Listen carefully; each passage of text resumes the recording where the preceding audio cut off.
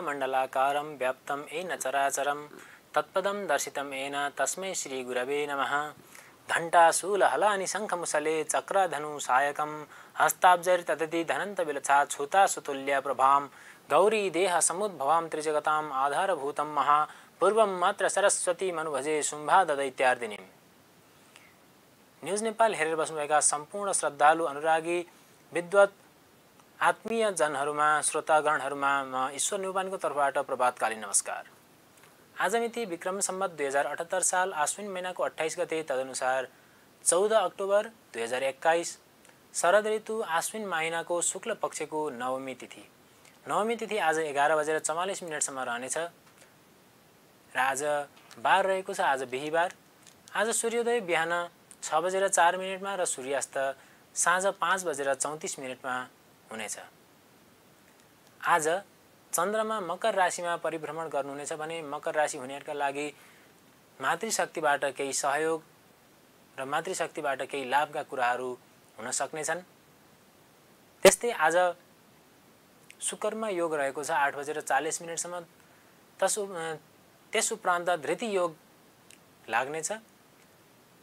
करणमा बालव करण 10:47 रहनेछ। तत्पश्चात कौलव करण सुरु हुनेछ। आजको पञ्चाङ्ग पश्चात अब नवदुर्गा विशेष नवमीको दिनको विशेष सामग्री लिएर उपस्थित भएको छु। स्वीकार्नुहोस् नवमी दिनको विशेष। प्रथमं शैलपुत्री च द्वितीयं ब्रह्मचारिणी तृतीयं चन्द्रघण्टेति कुष्माण्डेति चतुर्थकं पंचमं स्कंदमातेति षष्ठं कात्यायनीति च सप्तमं कालरात्रि च महागौरीति च अष्टमं नवम सिद्धिदात्री च नवदुर्गा प्रकीर्तिता उक्तान्येतानि नामानि ब्रह्माण्डैव महात्मना।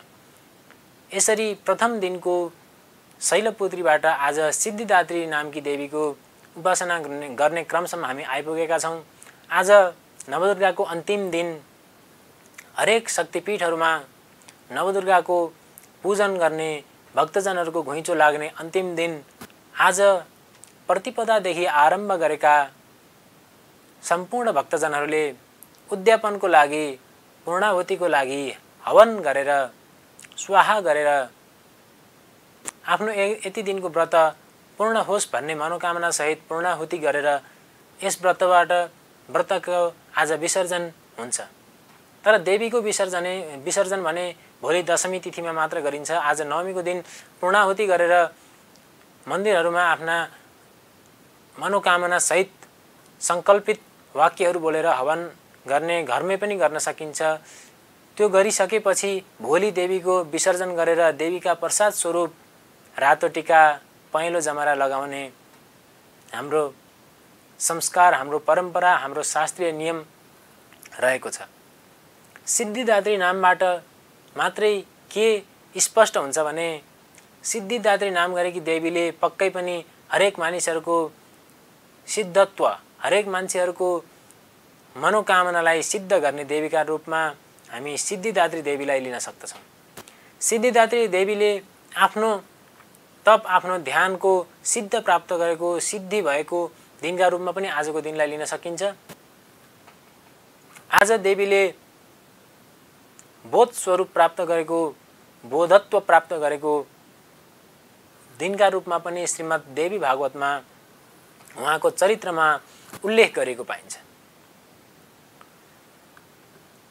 उहाँलाई बोधका रूपमा चिन्हित गरेर सिद्धिदात्री अर्थात् सिद्ध दिनेवाली, बोध भएकी अथवा बोध दिनेवाली, बोध गराउनेवाली देवीका रूपमा पनि वर्णन गरिएको देखिन्छ। शिव भगवानले देवीको उपासना गरेर आफूले अर्धनारेश्वर स्वरूप प्राप्त गरेको, त्यस प्राप्त गर्नका निमित्त सिद्धिदात्री देवीको उपासना गरेको र उहाँकै अनुकम्पाद्वारा शिवले अर्धनारेश्वर स्वरूप ग्रहण गर्न अनुमति पाएको वा आशीर्वाद प्राप्त गरेको दिनका रूपमा पनि आज नवमीको दिनलाई लिन सकिन्छ। र सिद्धिदात्री देवीको चरित्रका क्रममा यस्ता यी विषयहरू देवी भागवतमा सुन्न पाइन्छ। शिवजीले पनि आफ्नो परम सिद्ध प्राप्त गरेको महापरिनिर्वाण अथवा बोध अथवा परम सिद्धको हेतुले शिवले आराधना गरेको र देवीले प्रसन्न मुद्रामा हुन्छ भनेर शिवले अर्धनारेश्वर स्वरूप धारण गरेका दिनका रूपमा पनि यस दिनलाई विशेष महत्त्वका साथ हेरिन्छ र सिद्धिदात्री देवीको विशेष पूजा गरिन्छ। आज हिजो अस्ति हामीले प्रतिपदादेखि घटस्थापनाको दिनदेखि नै गर्दै आइरहेको पूजाविधि अनुसार नै आज पनि पूजा हुन्छ। आज विशेष पूजा के हुन्छ भने जसले क्रमशः प्रतिपदादेखि आजसम्म पहिलो दिन 2 वर्ष कि दोस्रो दिन 3 वर्ष कि गरेर क्रमशः कन्या पूजा गर्नुभएको छ भने उहाँले आज नवमीको दिन 10 वर्ष कि कन्या मात्र पूजन गरे पुग्दछ। यदि गर्नुभएको छैन भने आजकै दिनमा 9वटै कन्यालाई क्रमशः राखेर पूजा गर्ने, उहाँलाई देवीको स्वरूप मानेर पूजा गर्ने, प्रथम दिनको देवीका रूपमा शैलपुत्रीदेखि क्रमशः सिद्धिदात्री नामकी देवीसम्मको सम्बोधनले ती 9वटा कन्याहरूको पूजन गर्ने परम्परा र शास्त्रीय नियम रहेको छ। यसको विषयमा यसका विधानका विषयमा श्रीमद् देवी भागवतमा उल्लेख पनि छ। यसै क्रममा 9वटा कन्याहरूको पूजा गर्ने अनि तत्पश्चात देवीको क्रमशः दीप कलश गणेशको पूजन गरेर सुरु दिन हामीले घटस्थापना गरेको घडामा देवीको आराधना गरेर महाकाली, महालक्ष्मी, महासरस्वती, परम्बा श्री दुर्गा देवीको चिन्तन गरेर ध्यान गरेर मनन गरेर सिद्धिदात्री नामकी देवीको पनि त्यही घटमा त्यही पूर्ण जलले युक्त घटमा पूजन गर्ने शास्त्रीय विधान रहेको छ। यसमा पूजा गर्दा पञ्चोपचार, षोडशोपचार, यथालब्धोपचार, पञ्चोपचारको बारेमा मैले अघिल्ला कार्यक्रममा भनिसकेको छु। त्यस्तै षोडशोपचारको बारेमा पनि मैले जानकारी गराइसकेको छु। यी सामग्रीहरूले त्यो घटमा, त्यो जलसहितको घटमा सिद्धिदात्रीको देवीको उपासना पूजा गर्ने शास्त्रीय नियम छ। सिद्धिदात्री देवीलाई मातृशक्तिको रूपमा हेरिन्छ। हरेक देवीलाई मातृशक्तिको रूपमा हेरिन्छ, माताको रूपमा हेरिन्छ। हामीले प्रतिपदादेखि गर्दै आइरहेको पूजा स्त्रीसँग सम्बन्धित छ, माताहरूसँग सम्बन्धित छ, मातृशक्तिसँग सम्बन्धित छ। मातृशक्तिहरूको, माताहरूको शक्ति कतिसम्म हुनसक्छ, उहाँहरू कति शक्तिशाली हुनुहुन्छ, उहाँहरूको शक्ति अन्तर्निहित भएको शक्ति कति छन् भन्ने कुराको बोध पनि देवीका लीलाहरूबाट प्राप्त गर्न सकिन्छ। सुरुमा सामान्य नारी भए पनि विभिन्न कालमा गरेका तपस्या, उपासना, ध्यानका कारणबाट महागौरीदेखि सिद्धिदात्री नामकी देवीसम्मको नामले परिचित हुन पुगेको देवीहरूको लीला हेर्दा के बुझ्न सकिन्छ भने स्त्री शक्तिहरूमा, मातृशक्तिहरूमा यी देवीहरूको जस्तै शक्ति छ, त्यो शक्ति अन्तर्निहित छ। त्यसलाई प्रस्फुटन गराउनका लागि ध्यान, उपासना, आराधना, तपस्या गर्न जरुरी छ। तपस्या भनेको कुनै पनि कुरामा अविरल निरन्तर लाग्नुलाई तपस्या भनिन्छ। कुनै कुरा प्राप्त गर्नको लागि त्यसमा निरन्तर लागिन्छ भने त्यसलाई तपस्या भनेर सम्बोधन गरिन्छ। यसरी मातृशक्तिले आफ्नो शक्तिलाई, आफ्नो शक्तिद्वारा यो लोकको कल्याण गर्न सक्ने, यो सारा विश्वलाई नै त्राइमाम हुनबाट बचाउन सक्ने, एउटा माताको भूमिका खेल्न सक्ने त्यो सामर्थ्य नारीमा रहेको विषय पनि यसबाट स्पष्ट हुन आउँछ। भनिन्छ नि, यत्र नार्यस्तु पूज्यन्ते रमन्ते तत्र देवता। जहाँ नारीको पूजा हुन्छ त्यहाँ देवताहरू पनि रमाउनुहुन्छ। यसको अर्थ जहाँ पूजाको अवहेलना गरिन्छ, जहाँ स्त्रीको पूजा गरिन्छ, त्यहाँ देवताको वास हुन्छ। तर जहाँ स्त्रीप्रति अवहेलनाको व्यवहार गरिन्छ त्यहाँ देवता पनि दुःखी हुन्छन्, देवता खुसी हुन सक्दैनन्। त्यसकारण हरेक क्षणमा, हरेक समयमा कसैले कसैको पनि तिरस्कार र उहाँको व्यक्तित्वमाथि, उहाँको जीवनमाथि अन्याय गर्ने अधिकार कसैमा छैन। अझ नारी त हरेक दिन पूजित हुनुहुन्छ, किनभने हाम्रो मातृशक्तिका रूपमा, हाम्रो जन्म, हाम्रो पालन पोषण सम्पूर्णको अभिभारा नारी शक्तिमा निहित छ।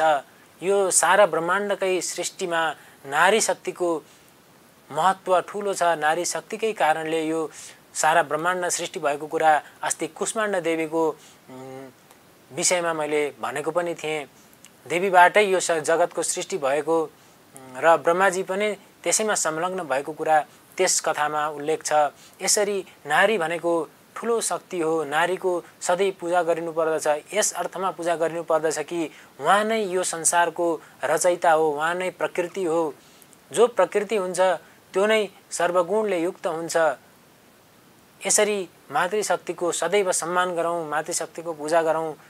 कुनै पनि नारीलाई अवहेलित नगरौँ, अन्याय नगरौँ, नारीमाथि कुनै पनि प्रकारका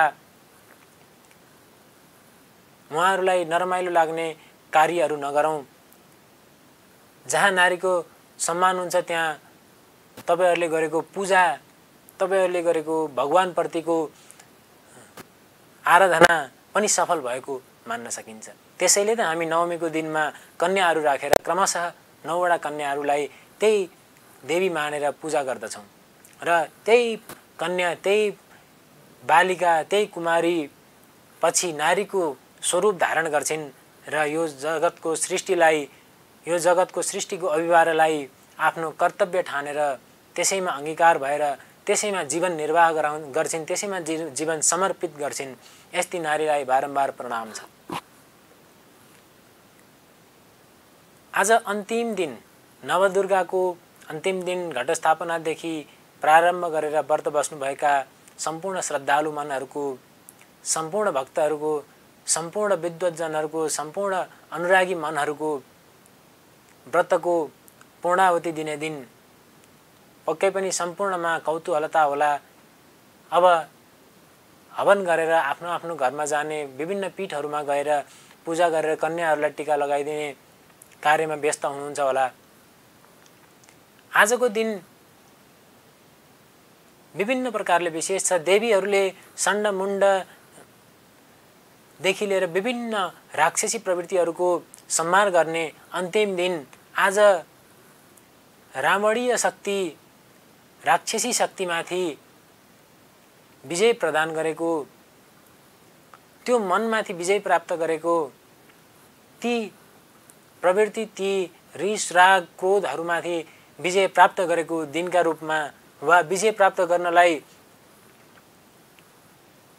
अग्रसर रहेको दिन, विजय प्राप्त गरेको विजयोत्सव मनाउने अघिल्लो दिनका रूपमा आज नवमीलाई हामीले चिन्छौँ, बुझ्छौँ र त्यसैको विशेष कथन श्रीमद् देवी भागवतमा पाइन्छ। यसरी आज विधिवत रूपमा देवीको पूजा आराधना व्रत बसेकाहरूले विसर्जन गरी आफ्नो मनोकामना स्मरण गरी देवीका पीठहरूमा अथवा घरमा हवन आदि कर्महरू गरेर त्यसको दशांशी मार्जन, तर्पण मार्जन गरेर यो व्रतलाई विसर्जन गर्नुपर्दछ र देवीको विसर्जन पुनः दशमीको दिन बिहान रहेको छ। त्यसको म सायद पनि अहिले भन्ने छु। आज नवमीको दिनमा विशेष गरेर हामीले विभिन्न सिद्धिदात्री देवीको कुराहरू गर्यौं, बोधत्वको कुराहरू गर्यौं, परम सिद्धको कुरा गर्यौं, शिवले उपासना गरेको कुरा गर्यौं। यसरी पनि आजको दिन विशेष महत्त्व रहेको छ भनेर भन्न सकिन्छ। आज हामीले हवन गरिसकेपछि देवी विसर्जन, आज पूर्णाहुति गरिसकेपछि देवी विसर्जन भोलि बिहानको 8 बजेर 19 मिनेटमा गर्न सक्नुहुन्छ। देवीको विसर्जनको साइत नेपाल पञ्चाङ्ग निर्णायक समितिले समेत प्रकाशित गरेको छ। उहाँहरूको वेबसाइटमा पनि हेर्न सक्नुहुन्छ र यसको समय बिहान 8 बजेर 19 मिनेटको रहेको छ। तत्पश्चात टीकाको पहिलो साइत, पहिलो मुहूर्त 10 बजेर 2 मिनेटमा रहेको छ। आज नवमी, भोलि दशमीको दिन चन्द्रमा दक्षिण स्थानमा रहेका हुनाले चन्द्रमालाई दाहिने बनाएर टीका लगाउँदा उत्तम मानिने हुँदा पूर्व मोडा भई टीका लगाउँदा, पूर्व मोडा भई टीका ग्रहण गर्दा शुभ हुने र यसपालि टीकाको साइत 10 बजेर 2 मिनेटमा पूर्व मोडा गरी लगाउने समय उत्तम र दिशा उत्तम मानिएको छ। यसपालिको विजयादशमीको अभिजित मुहुर्त 11:24 बाट 12:10 रहेको छ। यस भित्रमा हजुरहरूले टीका लाउने कार्यक्रम सुरु गर्दा राम्रो मानिन्छ र यसपछि लगातार अभिजित भनेको नटुटिकन विभाजित नभइकन लगातार यसपछिको मुहुर्तहरू प्राप्त गर्न सक्नुहुन्छ, तर सकेसम्म यही भित्र सुरु गर्दा राम्रो। आज हामीले घटस्थापनादेखि आएर प्रतिपदादेखि आएर नवमीसम्म श्रीमद् देवी भागवतका बारेमा अथवा नवदुर्गाका बारेमा, नवरात्रका बारेमा, विजयादशमीका बारेमा विभिन्न कुराहरू गर्यौं। विभिन्न विषयमा जानेका शास्त्रीय कुराहरूलाई हजुरहरू सामुन्ने राख्ने प्रयास गरेको छु मैले। यसबाट पक्कै पनि हजुरहरूलाई केही लाभ भयो होला। कहीँ कतै त्रुटि भएको भए हाम्रो यो भिडियो युट्युबमा अपलोड हुन्छ, त्यसमा कमेन्ट बक्समा गएर त्रुटिहरूलाई सच्याउन सक्ने वातावरण बनाइदिनु होला। त्रुटिहरूको बारेमा, गल्तीहरूका बारेमा कमेन्ट बक्समा कमेन्ट गरिदिनु होला भन्दै मैले भोलि टीका लगाउँदाखेरि भन्ने मन्त्र हजुरहरूलाई सुनाउँछु। तत्पश्चात बिदाको लागि म हजुरहरू समक्ष दुई हात जोड्नेछु। टीका लगाउँदा भन्ने मन्त्र: आयो द्रोणसुते श्रियं दशरथे शत्रुक्षयं राघवे ऐश्वर्यं नौसे गतिश्च पवने मानञ्च दुर्योधने शौर्यं शान्तनवे बलमहलधरे सत्यञ्च कुन्तीसुते विज्ञानं विदुरे भवन्तु भवतां कृतेस्तनारायणे विज्ञानं विदुरे भवन्तु भवतां कृतेस्तनारायणे। यसमा विशेष गरी पुरुषहरूको आयु द्रोण अष्टचिरञ्जीवीहरूको नाम, विभिन्न राजाहरूको नाम जसले जीवन्तता पाउनु भएको छ, जसका प्रशंसाहरू जीवनभर गरेर पनि सकिँदैन, जसका विषयमा विभिन्न ग्रन्थहरूमा उल्लेख छ। द्रोणका कुराहरू, दशरथका बारेमा, रामलाई जन्म दिनेदेखि लिएर दशरथका बारेमा, दशरथको राजकाजको बारेमा, श्रेयको बारेमा र विभिन्न यस श्लोकमा आएका नामहरूको आफ्नै आफ्नै विशेष महत्त्व रहेको छ। यसको अर्थ हजुरहरूले हेर्नुभयो भने र यदि जान्न इच्छा लाग्छ भने कमेन्ट बक्समा कमेन्ट गर्नुभयो भने हामी त्यसमा पनि उपलब्ध गराउँला। यसमा विभिन्न विख्यात मानिएका राजाहरूको, अष्टचिरञ्जीवीका नामहरूको, जस्तै हाम्रा छोराछोरीको, पुत्रपुत्रीको, हाम्रा इष्टमित्रको त्यस्तै प्रकारको आयु होस्, त्यसकै प्रकारको कृति रहोस् भन्ने हेतुले यो मन्त्र उच्चारण भएको छ। र अर्को एउटा मन्त्र पनि रहेको छ टीका लगाउँदा भन्न मिल्ने: जयन्ती मङ्गला काली भद्रकाली कपालिनी दुर्गा क्षमा शिवा धात्री स्वाहा स्वधा नमस्तुते। यो मन्त्रको उच्चारण गरेर पनि टीका लगाउन सकिन्छ। यी दुई मध्ये दुवैलाई प्रयोग गर्न पनि सकिन्छ। सक्नुहुन्छ भने दुवैलाई प्रयोग गर्नुहोस्, धेरै छैन, थोरै छ। जयन्ती मङ्गला कालीमा पनि यसमा देवीको अनेक नामहरूको स्मरण गर्दै विभिन्न प्रकारका गल्तीहरू भएको भए क्षमा दिनु होला हे देवी भन्दै यो श्लोकको उच्चारण भएको छ। यसरी टीका लगाउँदाखेरि भन्ने मन्त्र स्मरणमा राखेर, लेखेर अथवा याद गरेर यो मन्त्र उच्चारण गर्दै आफूभन्दा सानालाई आशीर्वाद स्वरूप र 9 दिनसम्मको युद्ध पश्चात 9 दिनसम्म अन्यायका पक्षमा लडेका देवीका न्यायिक हातहरूले विजय प्राप्त गरेको, राक्षसी प्रवृत्तिमाथि दैविक शक्तिको, दैवीय प्रवृत्तिको विजय भएको दिनको अन्तिम दिनको उत्सवका रूपमा विभिन्न क्रोध, लोभ, मोह लगायतका विषयमा विजय प्राप्त गरेको दिनका रूपमा विजयादशमीलाई हामीले मनाउने गरिन्छ। र विजयादशमीमा विशेष गरेर असत्यमाथि सत्यको जित, अन्यायमाथि न्यायको जित, राक्षसी प्रवृत्तिमाथि दैविक प्रवृत्तिको जित, लोभ क्रोधमाथि शान्तत्वको जित, शान्त देवीहरूको जित र जसले देवीलाई त्यो युद्धमा अग्रसर गराउन स्तुति गरेका थिए तिनीहरूको जित, तिनीहरूको मनोकामनाको पूर्ति भएको दिनका रूपमा विजयादशमीलाई मनाउने गरिन्छ। नवमी पश्चात युद्ध प्रतिपदा आरभ्य नवमी पश्चात युद्ध भएर त्यसबाट विजय प्राप्त गरिसकेपछि त्यसको उत्सवका रूपमा हामीले रातो टीकालाई र पहेँलो जमरालाई शिरमा लगाउने यो खुसियालीका रूपमा 9 दिनको युद्ध पश्चात खुसियाली र देवीको प्रसादका रूपमा हामीले ग्रहण गर्ने गरिन्छ। 9 दिनसम्मै हामीले के गर्यौं, कुनै